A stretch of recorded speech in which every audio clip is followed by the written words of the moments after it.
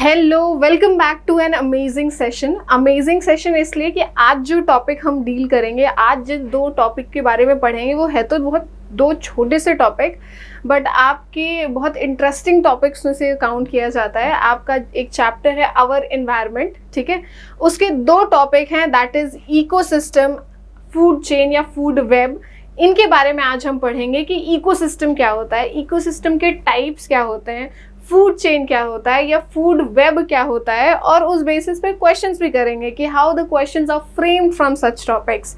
ठीक है, तो let us begin from what is ecosystem and then to what is food web. तो introduction सबसे पहले कि इकोसिस्टम है क्या। देखो, इकोसिस्टम कहा गया है एक ऐसे एनवायरनमेंट को जहाँ पे लिविंग एंड नॉन लिविंग दोनों एग्जिस्ट कर रही हो, तो वो जो एक एनवायरनमेंट स्पेस एरिया क्रिएट होता है that is known as ecosystem.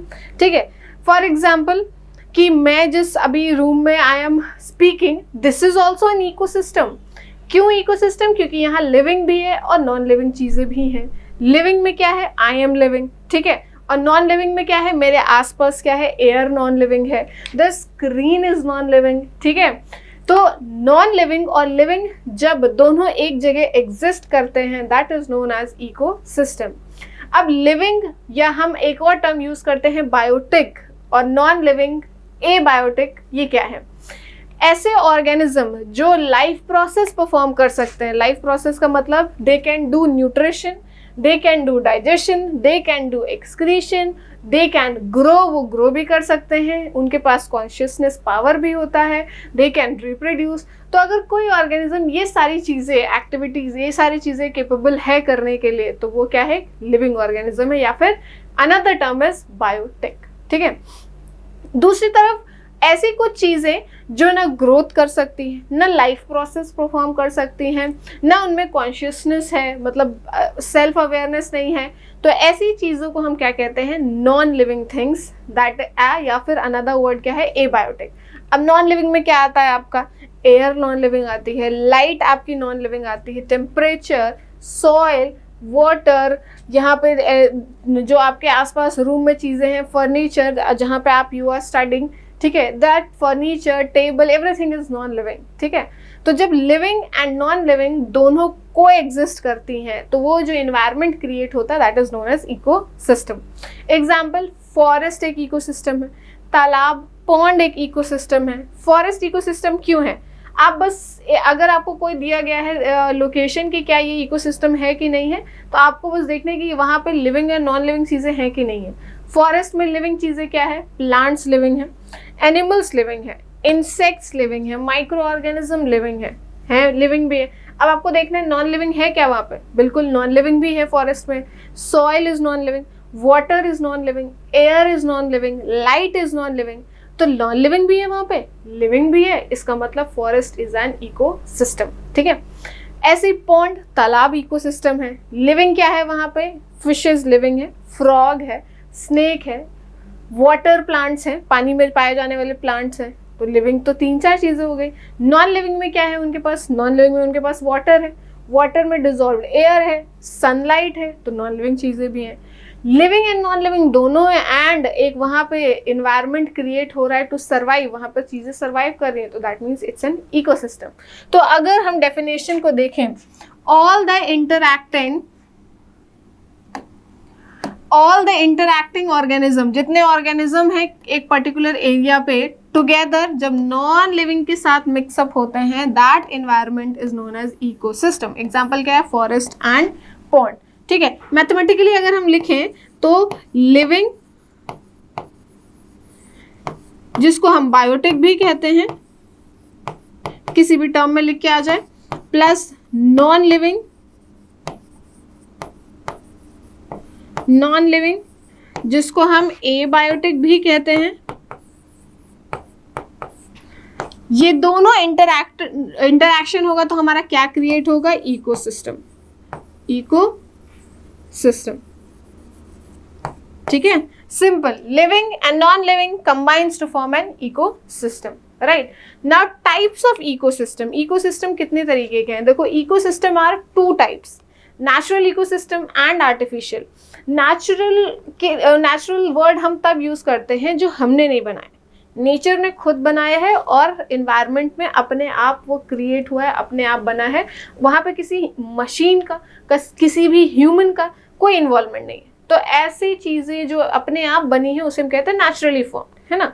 तो अगर इकोसिस्टम भी अगर ऐसे ही बना है बिना किसी टेक्निक के, बिना किसी ह्यूमन इन्वॉल्वमेंट के, तो ऐसा इकोसिस्टम क्या कहलाएगा? Natural ecosystem, correct. Now second is artificial ecosystem.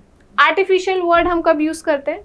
Artificial word हम यूज करते हैं तब जब ह्यूमन का इन्वॉल्वमेंट हो, कोई साइंटिफिक टेक टूल्स का इन्वॉल्वमेंट हो, जब उन सारी चीज़ों का इस्तेमाल करके हमने कोई चीज़ बनाई है, क्रिएट की है, तो that is known as artificial.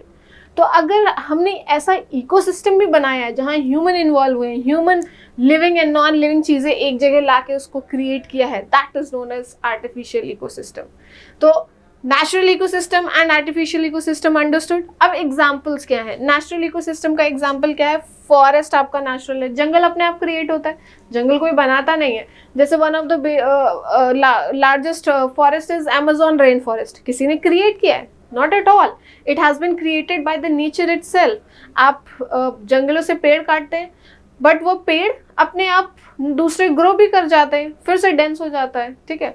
Next is lake, ocean, ये सब जो है आपके नेचुरली फॉर्म्ड है, किसी ने समंदर बनाया नहीं है, समंदर was already there in the environment, naturally formed, right. Next is artificial ecosystem. Artificial में क्या आता है? Crop field. क्रॉप फील्ड किसे कहते हैं? खेत जहाँ पे अनाज उगाया जाता है। नेचुरली जो इन्वायरमेंट में थी वो थी ज़मीन, उसको हमने बनाया क्रॉप फील्ड। कैसे? प्लॉइंग की, सॉइल को अच्छे से प्रिपेयर किया, ह्यूमन इन्वॉल्व हुए, टूल्स इन्वॉल्व हुए, ठीक है, उसमें कुछ मैन्योर्स डाले, ठीक। अब उस पर क्रॉप ग्रो की है तो आपने सीड्स डाले, बीज डाले, और वो क्रॉप ग्रो हुआ। तो कई बहुत सारे स्टेप्स आपने किए हैं तब जाके वो एक एनवायरनमेंट क्रिएट हुआ है, crop field. That is why it comes under the category of what? Artificial ecosystem. Clear? Next, aquarium. Aquarium सबको पता है, एक मैन मेड इन्वायरमेंट है जिसमें फिशेस को रखा जाता है और घरों पे फॉर द शो पीस रखा जाता है। ग्लास का बॉक्स या कंटेनर आपने बनाया, ठीक, उसमें लिविंग एंड नॉन लिविंग चीज़ें आपने खुद लाके ऐड की, नेचर ने नहीं किया, ह्यूमन हैज़ डन दैट, ठीक है। उसमें पानी भरा which is non living thing, abiotic. उसमें प्लांट्स लगाए आर्टिफिशियल, भले रियल नहीं लगाए, आर्टिफिशियल लगाए। स्टोन्स डेकोरेशंस के लिए, again this is non living. और उसमें फिशेस डाली, ठीक है, फिशेस क्या है? लिविंग। तो आपने लिविंग एंड नॉन लिविंग दोनों को खुद जबरदस्ती ला के एक इन्वायरमेंट क्रिएट किया। Human has been involved in such things. That is why aquarium is a type of artificial ecosystem. Next we have garden. Garden भी एक आर्टिफिशियल इकोसिस्टम है। व्हाई? बिकॉज कि गार्डन क्रिएट किया गया है, एक ज़मीन पड़ी हुई थी, आपने पेड़ लगाया वहाँ पे, ठीक है, आपने जगह जगह पे चेयर्स लगाई ताकि लोग बैठ सके, गार्डन में टहलने आए, आपने रास्ता बनाया for the living components to come. Living components कौन? ह्यूमंस आके वहाँ पे वॉक करें, ठीक है। आपने फील्ड प्रिपेयर की, वरना तो वो बैरन फील्ड थी, वो एक बंजर ज़मीन थी। आपने सारी चीज़ें बनाई और एक खूबसूरत सा स्पेस एरिया बनाया for the walking, for the exercise और फॉर so many things. तो जो garden है that is also an artificial ecosystem. So now you have understood there are two types of ecosystem, natural and artificial, और कौन कौन सी चीज़ें हैं जो artificial ecosystem में count होती हैं, ठीक। Next, components of an ecosystem. ecosystem में क्या क्या चीज़ें आती हैं? हमने अभी एक mathematical equation लिखी थी, बायोटिक, एबायोटिक प्लस करें, यही दो component है। बायोटिक को हमने क्या कहा कि वो लिविंग, जितना भी लिविंग कॉम्पोनेंट है वो सब, ठीक है। और एबायोटिक जितना भी नॉन लिविंग कंपोनेंट है वो एबायोटिक में। अब बायोटिक में क्या आता है? ऑल द लिविंग कंपोनेंट्स, ये इधर होगा, दिस इज एबायोटिक, ठीक है, and this is biotic, right. All the living components such as plant, animal, bacteria, fungi etcetera from the biotic component. जितनी भी लिविंग चीजें हैं, चाहे वो आपका छोटा सा माइक्रो ऑर्गेनिज्म क्यों ना हो, अगर लिविंग है तो वो आपका बायोटिक कंपोनेंट में काउंट होगा, करेक्ट। नेक्स्ट, एबायोटिक कंपोनेंट में क्या क्या चीज़ें आती हैं? एयर एबायोटिक है आपका, नॉन लिविंग है। वाटर नॉन लिविंग है। लैंड, ज़मीन नॉन लिविंग है। लाइट, टेम्परेचर, ये सारी चीज़ें जो मैंने अभी बताया कि लिविंग और नॉन लिविंग जो लाइफ प्रोसेस नहीं कर सकते, वो सब आपका ए बायोटिक कंपोनेंट में काउंट होगा। क्लियर? तो components of ecosystem is done. Now biotic में हमने लिविंग की बात की कि बायोटिक में सारे लिविंग आते हैं, चाहे वो बड़े से बड़े लिविंग हो, चाहे वो छोटे से छोटे माइक्रो ऑर्गेनिज्म लिविंग हो। Now on the basis of nutrition मतलब खान पान के बेसिस पे बायोटिक और भी कैटेगरीज में हैं। कुछ ऐसे हैं जो अपना खाना खुद बना सकते हैं, कुछ ऐसे हैं जो अपना खाना खुद नहीं बना सकते, दूसरों पर डिपेंड करते हैं अपने फूड के लिए। कुछ ऐसे हैं दूसरों पर डिपेंड करते हैं, बट जिस पर डिपेंड करते हैं वो डेड ऑर्गेनिज्म होता है। तो on the basis of nutrition, Khan पान के बेसिस पे कितने तरीके के बायोटिक हैं। सबसे पहला आता है हमारा प्रोड्यूसर्स। क्या आता है? प्रोड्यूसर्स में वो ऑर्गेनिज्म आएंगे, बायोटिक ऑर्गेनिज्म आएंगे जो अपना खाना खुद प्रिपेयर कर सकते हैं। अब कोई ऑर्गेनिज्म अपना खाना खुद कैसे प्रिपेयर करता है? By the help of a process that is known as photosynthesis. अब फोटोसिंथेसिस के क्राइटेरिया क्या है? फोटोसिंथेसिस के लिए क्या चीज़ें होनी चाहिए कि एक ऑर्गेनिज्म फोटोसिंथेसिस कर पाए? उसके पास सबसे इंपॉर्टेंट क्लोरोफिल होना चाहिए, ठीक है। सेकंड, सनलाइट ट्रैप कर सके। थर्ड, वाटर होनी चाहिए। And fourth, carbon dioxide. ये 4 चीज़ें अगर वो लेके प्रोसेस करके फूड प्रिपेयर कर सकता है तो वो फोटोसिंथेसिस कर सकता है, करेक्ट। और जब फोटोसिंथेसिस कर सकता है वो अपना फूड खुद प्रिपेयर कर सकता है, और उसको हम किस कैटेगरी में गिनेंगे? In the category of producers. तो कौन है जो ये फोटोसिंथेसिस कर सकता है? ऑल द ग्रीन प्लांट्स, जितने भी ग्रीन पेड़ हो, चाहे छोटा सा पेड़ हो, चाहे वो बड़ा सा पेड़ हो, आम का पेड़ हो, अमरूद का पेड़ हो, कोई भी पेड़ हो, अगर वो ग्रीन प्लांट्स हैं तो उनके पास क्लोरोफिल है and they can do photosynthesis. तो प्रोड्यूसर्स में कौन आते हैं? जितने भी ग्रीन प्लांट्स हैं, और साथ ही साथ ब्लू ग्रीन एल्गे कुछ सर्टेन टाइप ऑफ बैक्टीरियाज होते हैं, इनके पास भी क्लोरोफिल है and they can perform photosynthesis. ये फोटोसिंथेसिस कर सकते हैं। और मैंने अभी बोला कि जो फोटोसिंथेसिस कर सकता है, चाहे वो बड़ा ऑर्गेनिज्म हो चाहे वो छोटा हो, उसको हम किस कैटेगरी में गिनेंगे? प्रोड्यूसर्स। तो न्यूट्रिशन के बेसिस पे सारे जितने पेड़ हैं और ब्लू ग्रीन एल्गे हैं, ये सब क्या कहलाते हैं? Producer, because they can prepare their own food by the help of photosynthesis.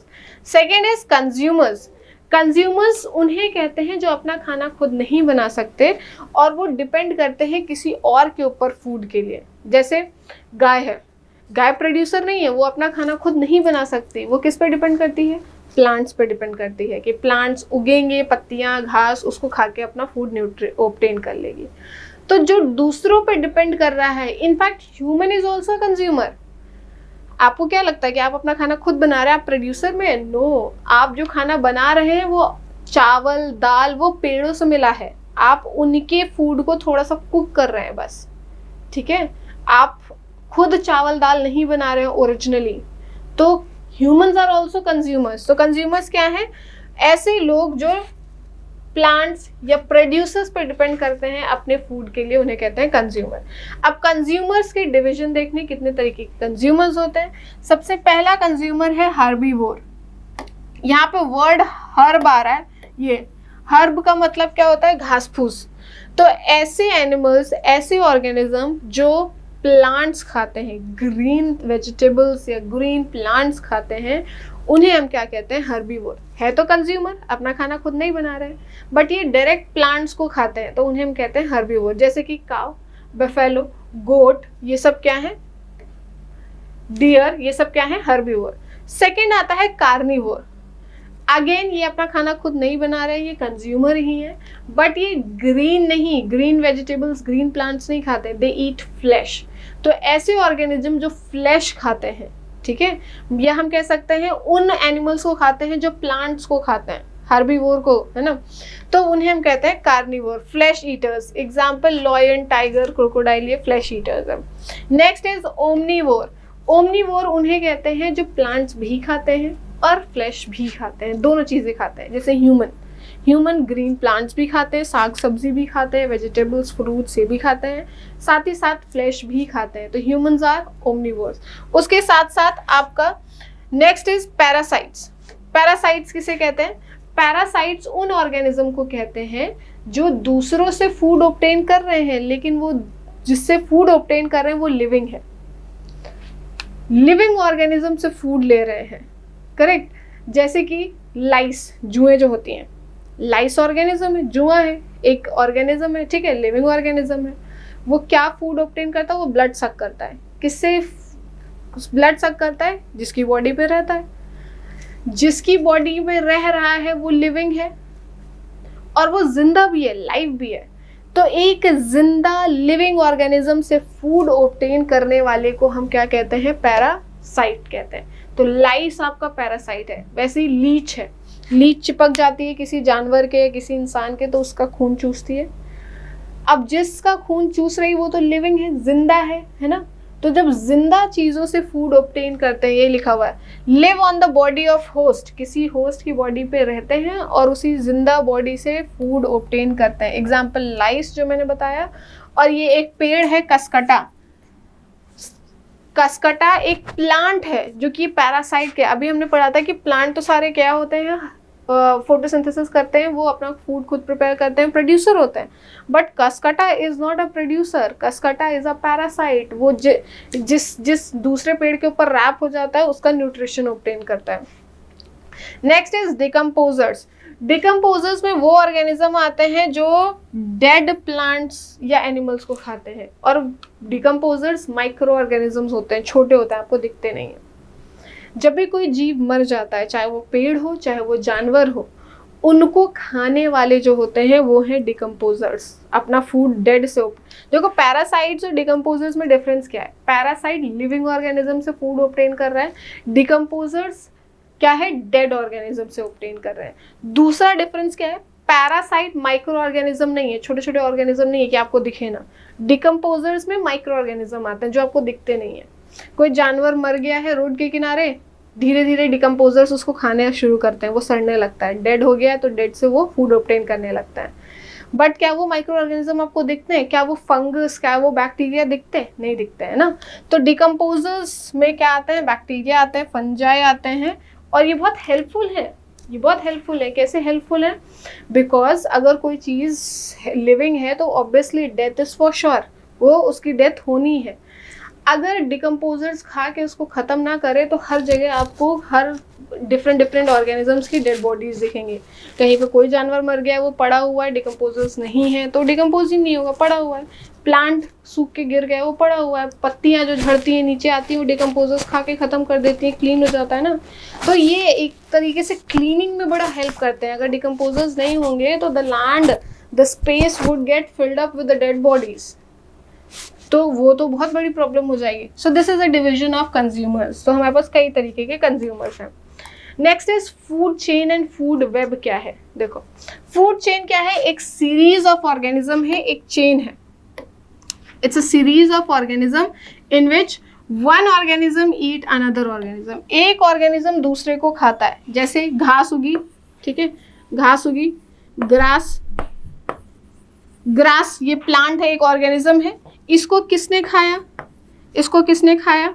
इसको खाया काऊ ने, अपना फूड ऑब्टेन किया। ये क्या है? कंज्यूमर है। काऊ को किसने खाया? लॉयन ने, मान लो, है ना।